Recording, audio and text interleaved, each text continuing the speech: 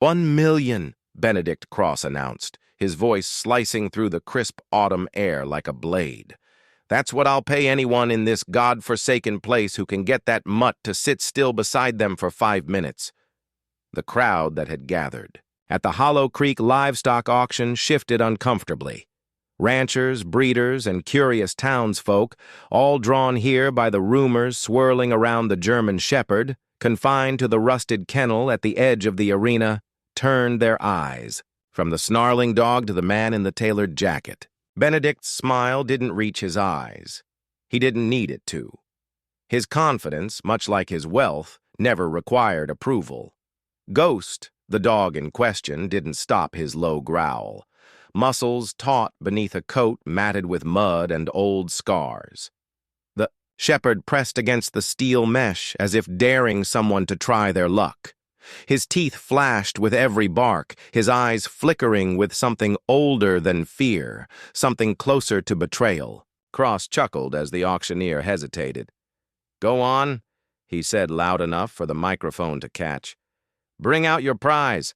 Let's see how far loyalty gets you without a leash or a stake." The handlers, two seasoned ranch hands who had wrestled bulls, twice their size, looked uneasy as they opened the kennel gate with long poles and thick gloves. Ghost lunged forward, stopped only by the looped rope tied to a reinforced post buried deep in the gravel. Dust kicked up around him, but no one stepped. Closer. Not the cowboys, not the handlers, not even the so-called trainers scattered in the stands who'd come hoping to catch Cross's eye and land a contract. In the midst of it all, unnoticed by most, a 12-year-old girl clutched a worn harmonica in her pocket. Willow Hayes had no business being in the center of a livestock auction, and she knew it. Her grandmother, Miriam, had only brought her because she couldn't leave her home alone after school, and even then the old woman had grumbled about the crowd, the noise, and the showboating. But the moment Willow had laid eyes on the German Shepherd, she hadn't been able to look away. That dog, snarling and pacing like a wild animal, reminded her of something she couldn't quite name. Not fear, exactly, not even anger. It was something deeper, something hollowed out and buried, the way grief settled in bones after months of pretending it had passed. "You hear that, girl?" Someone laughed. 11 million bucks just to sit next to that hellhound. You could retire before you hit high school. Willow didn't answer. She had already stepped forward, her sneakers silent on the dusty ground. The murmurs in the crowd grew sharper. Miriam called after her, but the girl didn't look back. Cross raised an eyebrow as she approached. "What's this? A child volunteer?" I expected at least a grown man to embarrass himself first. Willow said nothing. She didn't need to. She pulled the harmonica from her pocket, the metal edges dulled with age, the initials A still etched faintly along one side, her mother's initials. The only thing she'd had left after the accident, after the fire, after everything that used to be home became just memory. She brought the harmonica to her lips and began to play. Not a song so much as a sound, a string, of notes that barely floated above the wind, too soft to carry, but impossible to ignore. It wasn't perfect. It wasn't polished, but it was familiar. It was safe. Ghost froze.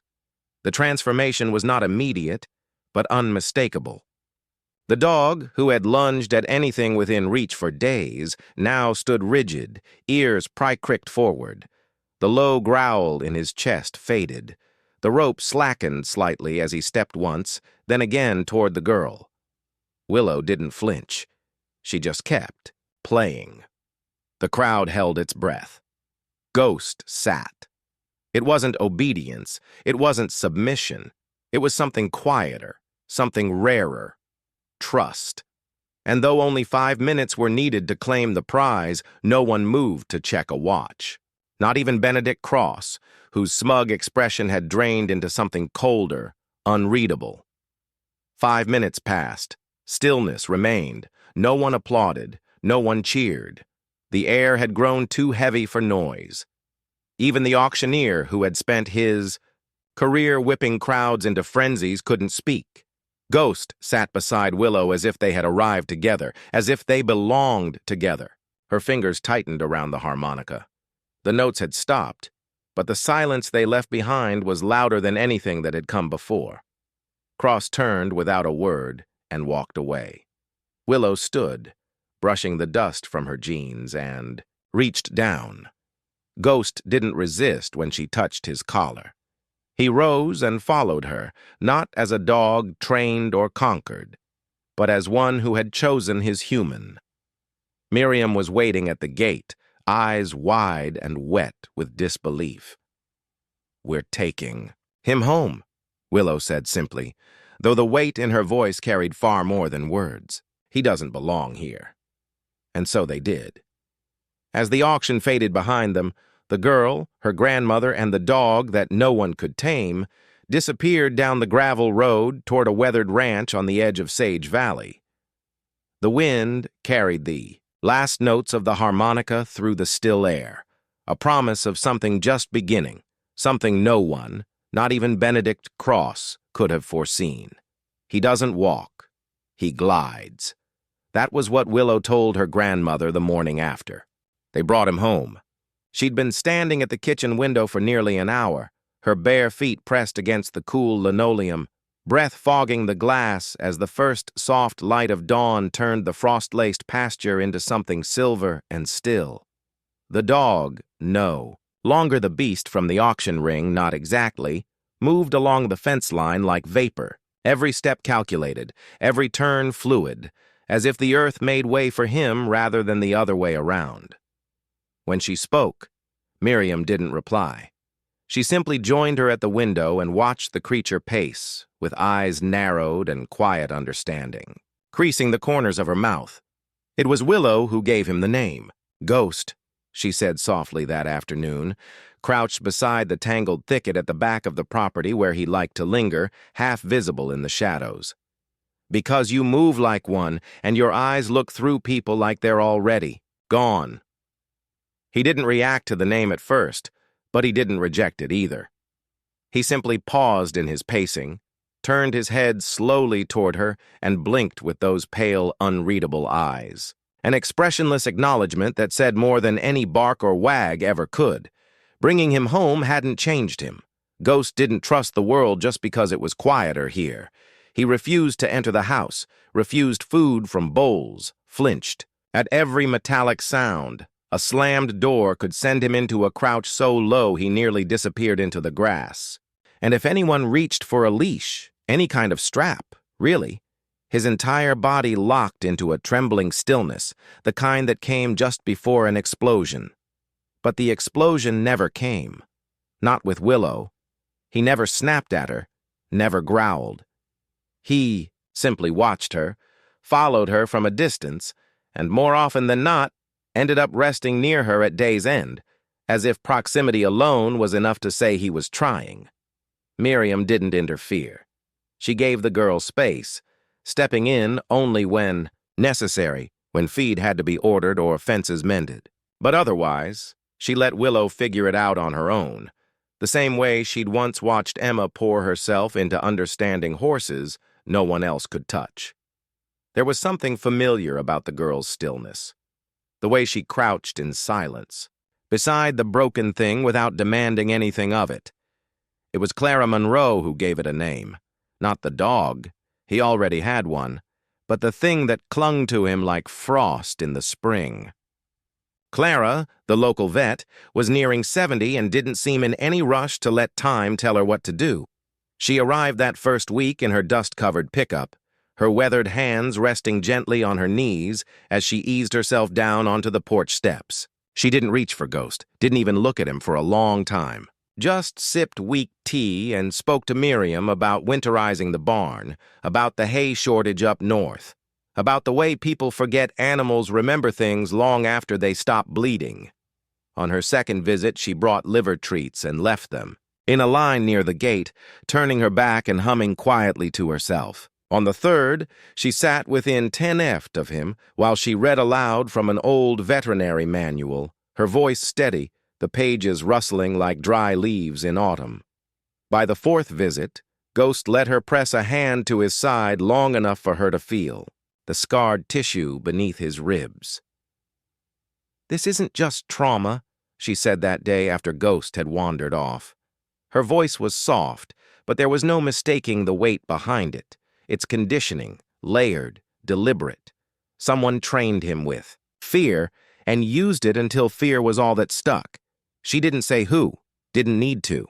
That night, Willow opened her mother's journals for the first time in months. The pages smelled of old paper and eucalyptus, the scent Emma used to keep on her hands from the oils she rubbed on skittish animals. The handwriting looped and curled, with urgency, filled with notes from workshops, ideas for new approaches, moments of hope in the middle of failure. Force doesn't create obedience, one page read. It creates silence, and silence isn't the same as understanding. Willow traced the ink with her thumb and glanced out the window toward the silhouette of Ghost lying beneath the cottonwood tree. The shape of him in the dark was both foreign and familiar, like a story she'd once been told but couldn't quite remember. Across town, inside the study of a modern lodge with floor-to-ceiling glass and leather chairs no one ever sat in, Benedict. Cross leaned back and rewatched the footage from the auction. His face, lit by the flicker of the paused video, betrayed nothing. Not when Ghost sat beside the girl, not when the crowd surged with gasps, not even when his own voice was drowned out by applause. "She made me look like a fool," he muttered, the glass in his hand catching the amber gleam of whiskey. "So, let's show them what real control looks like." The man at his side, his assistant, though the term never seemed accurate, nodded stiffly. "The fair." Benedict turned off the screen and stood. "Schedule the demonstration for the final day. I want every rancher in the state watching when my dogs remind them what authority looks like." Back at the Hayes Ranch, Willow was not preparing for any audience. She had no interest in headlines or gossip. She rose early, tended chores, and spent her afternoons with Ghost, who still refused every command and responded only to patience. She read aloud from Emma's notes in the afternoons, letting her mother's words drift through the open air as she sat beneath the tree where Ghost rested. He didn't always look at her, but he never left when she read. Sometimes, when she paused to turn a page, she'd find him a few inches closer. Her harmonica, kept in the pocket of her coat, stayed mostly untouched. It wasn't time yet.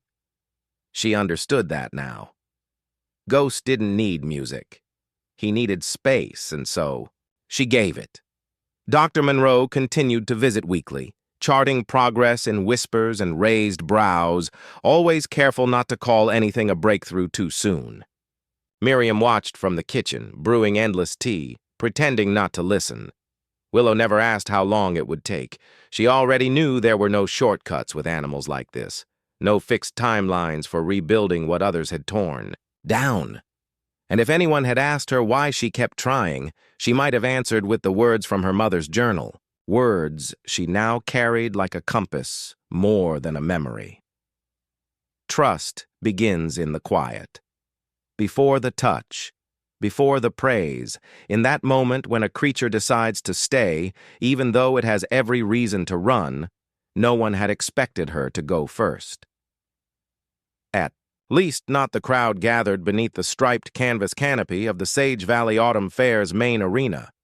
Ranchers, breeders, students, and weekend wanderers filled every seat, their chatter echoing off the metal bleachers, their hot drinks steaming in the crisp afternoon air. Kids dangled their legs over rails while older men leaned forward with skeptical eyes, arms crossed like they'd already made up their minds. In the center of the dirt-packed ring, under the glare of mounted floodlights and the slow whirl of banners, overhead, Willow Hayes stepped into view, not with a lead rope or flashy vest, not with a treat bag or a clicker, but with her hands in her jacket pockets and her harmonica tucked inside. Ghost walked beside her, not behind, not tethered, not dragged. The German shepherd's head remained low and watchful, his movement fluid and self-directed. The crowd's murmurs is rising in volume as he paused mid-ranging, and sat on his own accord. No one spoken to a microphone.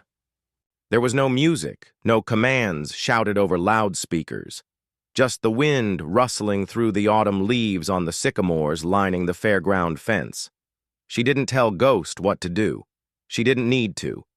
When she began to move, slow and deliberate, Ghost followed. His gaze tracked her steps, his body coiled with intent, but never tense. When she stopped, he stopped. When she crouched, he sat. And when she raised her hand, not in instruction, but in invitation, he mirrored her, front paws forward, chin dipping low in what looked for all the world like a bow. Someone in the crowd gasped. Another laughed in disbelief, but most remained, silent, struck dumb by what they were seeing.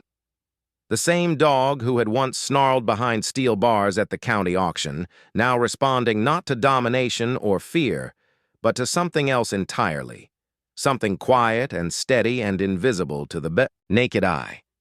Willow pulled the harmonica from her pocket like it was nothing at all. She didn't announce herself. She didn't wait for permission. She simply lifted it to her lips and began to play. The melody wasn't a song anyone recognized. It was slow, drifting, more breath than note, a lullaby of sorts. And Ghost, standing, alone in the ring now, lifted his head and listened. His ears pricked forward, his tail remained still. His eyes found hers across the open air. And then, as if he understood what the music meant, he lay down in the dirt without a word and rested his head on his paws. The applause started softly, hesitant, as if people were afraid they might shatter, something fragile. Then it surged, breaking across the arena like a wave. Cameras clicked, someone whistled. A boy near the railing shouted Ghost's name, though he had no way of knowing it. Willow gave a quiet nod and began to turn toward the gate, but a voice crackled over the loudspeaker before she could take a full step. Well, wasn't that touching? The announcer's sarcasm poorly masked by static. Let's now welcome a demonstration from our headline sponsor, Mr. Benedict Cross himself. The name landed in the arena like a thunderclap. Outstroked the Billionaire, broad-shouldered in a pressed black coat, silver tie glinting under the lights. At his side, barely restrained by two handlers, was another German shepherd. This one broader across the chest, darker in coloring, with patches of fur missing near its hind legs and a thick rope harness across its shoulders. It barked sharply, gutturally, teeth flashing as it lunged toward the ring. A real challenge, Benedict called, microphone in hand now, his smile too wide and too sharp. This dog has been declared untrainable by 4 separate facilities, but we believe in results. No sentimental nonsense, no songs, just technique and control. He waved to his team, who entered with batons, noise clickers, and shock collar remotes strapped to their belts. The dog thrashed as they approached, its eyes wild, foam building at the corners of its mouth. The crowd shifted uncomfortably. Children, pulled back by anxious parents, murmurs turning into protests just beneath the surface. And then Ghost moved, not fast, not panicked, not on command. He rose from where he'd been lying, stood still for a moment, and then walked calmly without tension across the ring and toward the handlers. Willow's breath caught in her throat. She hadn't called him. She hadn't moved. But Ghost, ears forward and tail low, threaded his way across the dirt like mist, stopping just short of the frenzied dog who froze in place, uncertain. Benedict shouted something, but it was lost beneath the rising pitch of crowd noise. His handlers held firm, unsure whether to interfere. Ghost sat down, deliberately lowering his body to the ground in front of the other dog, offering no challenge, no demand, just his presence, steady and unmoving. The other dog, panting and wide-eyed, tilted its head. It barked once sharply, then stepped back, muscles twitching. Ghost didn't flinch. Instead, he lay down fully, paws stretched in front of him, tail still. The wild dog, confused, still trembling, mirrored him slowly, lowering itself into a weary crouch just inches away. Willow moved then, not to Ghost, but to the edge of the ring where the harmonica waited in her jacket pocket. She pulled it out, lifted it to her lips, and played that same gentle melody. No fanfare, no drama, just breath through metal. The dog beside Ghost lifted its head toward her and didn't move. Not a growl, not a snap, just silence. The crowd erupted. Applause roared through the bleachers like a storm. Reporters scrambled to capture footage, pushing forward with microphones and cameras. Benedict's face drained of color. He gestured wildly to his handlers, but they stood frozen, unsure of how to respond to what had just unfolded. Two dogs, one broken by men, one healed by a girl, now lying side by side in the center of an arena, unmoved by the noise, untouched by the chaos, calm, present, listening. Sheriff Dwyer stepped forward from the VIP box, arms crossed, his expression unreadable as he watched Benedict retreat from the ring, jaw clenched, microphone swinging uselessly, at his side. Willow didn't address the crowd. She didn't bow. She didn't smile for the cameras. She simply walked into the center of the ring, knelt beside Ghost, and laid a hand gently on his back. The other dog looked at her, then slowly, cautiously moved forward to press its head against her knee. And though the cameras rolled and the headlines began writing themselves before the first sentence could even be typed, Willow only saw one thing in that moment, the truth that no one could deny now, not even Benedict Cross. It began as a whisper, first in town, then beyond. By the following morning, footage of Willow Hayes and the two shepherds had already surged through regional broadcast, migrating to national segments with headlines like "The Girl Who Listened" and "No Commands, Just Connection." The clip of Ghost lying beside the so-called dangerous dog had been reposted thousands of times before noon, the harmonica melody looping in the background like a lullaby for the disbelieving. In the school hallway, Willow felt the ripple of attention. Students who had never so much as looked at her locker now lingered nearby, eyes wide with something between awe and curiosity. But she moved through the noise as she always had, quiet, steady, unaffected. Back at the ranch, the real change had begun. Miriam Hayes, more seasoned than impressed, stood at the edge of their fenced paddock with a thermos of lukewarm coffee, watching the two shepherds, Ghost and the newcomer, now dubbed Bramble, move, together through the tall grass. Their movements were not choreographed but mirrored, the way birds fly in formation or leaves dance in tandem across a stream. What Willow had unlocked in Ghost had begun to echo in Bramble, though the trauma in him ran deeper, coiled tight and brittle just beneath the skin. Dr. Clara Monroe arrived just after lunch, her weathered pickup rattling up the gravel path in its usual rhythm. The vet stepped down stiffly, her knees protesting with every mile logged in service of animals no one else knew how to reach. In one hand, she carried her leather medical kit worn soft with use. In the other, a small parcel, wrapped in cloth and bound with string. "I brought more than vaccines today," she said, her voice low as she joined Miriam at the fence. "The university's been calling behavioral specialists, equine psychologists, even a few handlers from search and rescue units. Seems they want to know how your granddaughter tamed a monster in under 5 minutes. Miriam took a slow sip of coffee. "She didn't tame him," she murmured. "She listened, that's all, and he heard her." Inside the barn, Willow sat on a hay bale with her mother's journal open in her lap. The pages, frayed and dotted with water stains, held diagrams and passages marked with tiny symbols. Her mother's handwriting slanted and sharp in its certainty. Each note was more than instruction. It was philosophy, a reminder that trust was not earned through obedience, but through offering safety when no one else would. She had read the same entry 3 times when a knock at the barn door stirred her thoughts. Dr. Monroe appeared in the doorway, face shadowed by the light behind her. "May I come in?" she asked, although she had never waited for permission before. Willow nodded, pushing the journal aside. Clara entered slowly, setting the cloth-wrapped bundle down beside Willow. "I think it's time you saw this," she said. "It belonged to your mother." "I kept it after the accident. Thought maybe one day." Willow untied the string with careful fingers, unfolding the fabric to reveal a second harmonica. This one, old, its surface dulled by years of use, initials carved faintly into the side. A, the name Eliza Hayes still echoing like a forgotten song in the rafters of the barn. "She carried that one through college," Clara said. S said the dogs listened better to music than to shouting, said it reminded them of something older than fear. Willow didn't answer. She held the harmonica in both hands, the way someone might hold a feather from a bird they'd never seen but always believed existed. Outside, the wind shifted, and with it, Ghost lifted his head.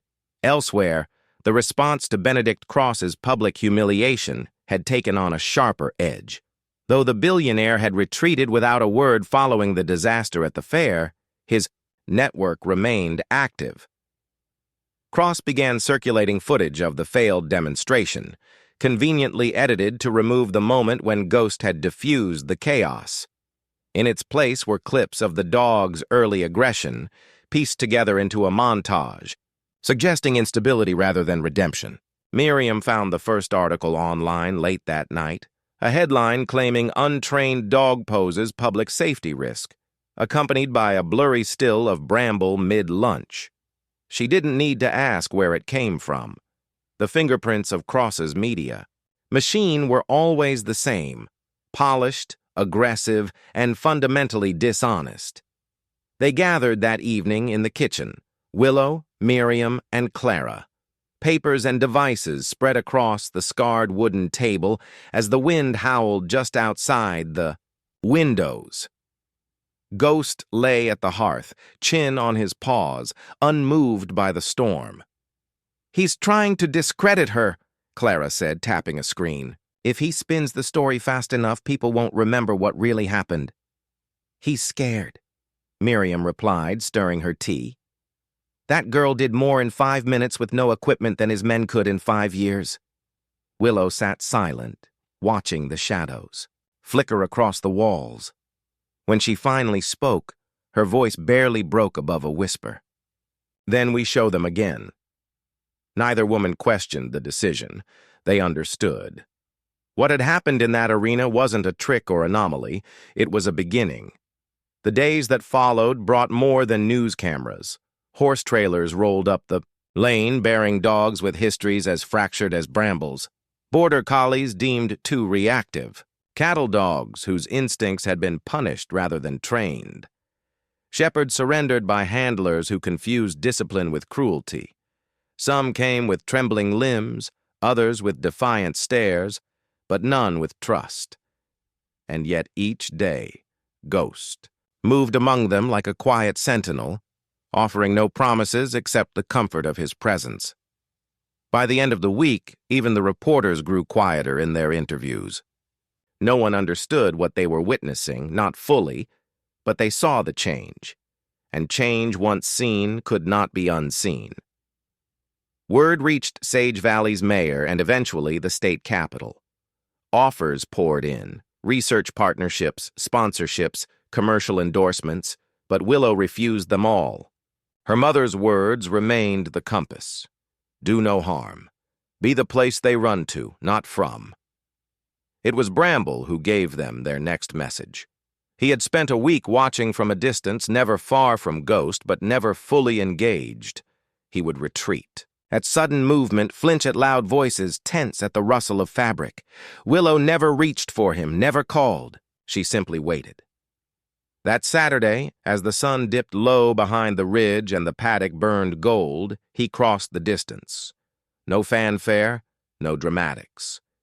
He walked to where Willow sat reading and lay beside her, one paw stretched out, his side, brushing hers.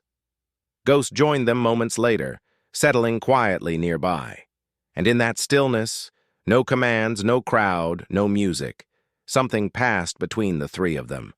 A kind of agreement, not submission, not hierarchy, but trust. Not all stories need to be told in words. The snow had melted into soil weeks ago, and in its place the hills of Sage Valley rolled green and full beneath a cloudless April sky. Wild mustard bloomed along the fence lines, and the creek that carved through the lower pasture whispered with the clear voice of meltwater. Above it all, on the highest ridge, the Hayes Kinship Canine Sanctuary stood complete. Its beams sanded smooth by volunteers' hands, its stones laid by neighbors who once doubted but now believed not in magic or spectacle, but in something quieter, something truer. What had begun with a girl, a dog, and a song had become something far larger. Not a monument, but a promise kept. The main building of the sanctuary bore no grand signage, just a small carved plaque by the entrance. In honor of Emma Hayes, she listened first. Below it, in smaller script, and to those who still carry her voice around it, the sanctuary unfolded. Like a memory restored, indoor and outdoor training rings, soft-floored kennels designed not for containment but for calm, a modest library filled with journals and research, much of it written in Emma's own hand. Willow moved through it each morning, not as a child trying to live up to someone else's dream, but as someone who had grown into her own. She walked with calm steps, eyes open to small signs, subtle shifts in posture, tremors beneath fur, the stilled breath of an animal, waiting to know if it would be heard again. She no longer needed to consult the pages. Her mother's words lived in her now, and they had become her own. Ghost remained her shadow, though not in the fearful way he had once clung to her side. He had learned to move with ease across the compound. His gait confident, his presence steady. He had become the sanctuary's quiet cornerstone. Not a mascot, not a pet, but a teacher. When new arrivals came, dogs whose ears flattened at every sudden sound, whose eyes never stopped scanning for escape, Ghost would meet them first. Never with dominance, never with demand, just a slow approach, a steady gaze, and a silent message. They somehow understood, "You're safe here." And they were. Dr. Clara Monroe had taken to visiting every Tuesday, often bringing students from the veterinary academy who were still learning that healing meant more than needles and surgery. They sat cross-legged in the grass while Willow spoke. Never from a stage, never elevated but seated among the dogs, one hand usually resting on Ghost's back as she explained things in terms they rarely heard in classrooms. She spoke of patience, of trauma stored in muscle and breath. She demonstrated how touch could be permission instead of possession. She told stories not from textbooks, but from memory of Bramble's first tail wag of the old bloodhound who had taken a week to eat from her hand of Ghost's first night sleeping without waking. In panic, and they listened because she did. Caleb Cross returned on a Thursday in early May, his black SUV rolling up the gravel path slower than before, the dust behind him less a storm than a sigh. He stepped out wearing none of the arrogance his father had once carried like a badge, and for a long moment he stood with a manila envelope in hand, unsure of whether to knock or simply leave it at the gate. Willow met him halfway down the lane, Ghost flanking her as he always did. She didn't speak. Neither did the dog, but Caleb nodded as though he had heard something all the same. He handed over the envelope with care, the edges already softened, from being opened and read again and again. "It's from him," Caleb said, not meeting her eyes. "He wrote it before the stroke got worse, said it had to be given in person." She opened the envelope later, alone in the quiet of the barn loft, where her mother once sat during storms. The letter was written in a trembling hand, the ink uneven, but the words clear enough. "Willow," it began, "by the time you read this, you will have done more than I ever imagined or ever allowed myself to believe was possible. You see, I knew your mother was right long before I admitted it. But I built too much of myself on being the man who knew better." He confessed in those pages not only his mistakes, but the fears that drove them. The fear of losing control, of being irrelevant, of change. Emma saw animals the way most people, never bothered to see each other. The letter read, "And now I see it too because of you. Tell your grandmother I'm sorry. Tell Dr. Monroe she was right to walk away when she did. But most of all, tell Ghost, thank you." He had signed it simply. Benedict Cross. The envelope contained something else. A deed marked and notarized, transferring ownership of the neighboring tract of land to the sanctuary. An expanse of untouched meadow that rolled into the edge of the ridge, perfect for expansion or simply for freedom. Willow read the letter again, folded it with care, and placed it in the drawer beneath the harmonica. That night, as the sky turned a deep amber behind the silhouette of the ridge, she stood at the fence line with Ghost beside her, watching the wind move through the tall grasses of the new parcel. A group of younger dogs played at the far edge, their joy unburdened, their bodies no longer flinching from invisible ghosts. Behind her, the sanctuary lights began to glow in the soft hush of dusk. She could hear Miriam's voice from the porch, calling in the last batch of volunteers for supper. Somewhere in the kennel yard, Bramble let out a sleepy huff and turned in his bedding. There was peace in the air. Not perfection, not the absence of pain, but the quiet, enduring presence of safety. Willow placed a hand in her pocket, fingers brushing the old harmonica, its metal worn smooth by years of touch. She hadn't played it publicly since the fair, though Ghost still stirred when he heard its song. Tonight she lifted it gently to her lips, the notes rising not in performance, but in remembrance of a mother's vision of a dog's second chance, of a community transformed not by spectacle but by one girl's refusal to stop listening. When she lowered the harmonica, Ghost pressed his shoulder into her leg, eyes trained not on her, but on the horizon where the golden light spilled across the hills. Like a promise, she knelt beside him, voice low, steady, ready, certain. "I never made you change," she whispered, one hand resting on his fur. "I just waited long enough to hear what you needed." In the distance, the young dogs barked, chasing butterflies and sunlight across the grass, and the center that listened stood behind them, quiet, open,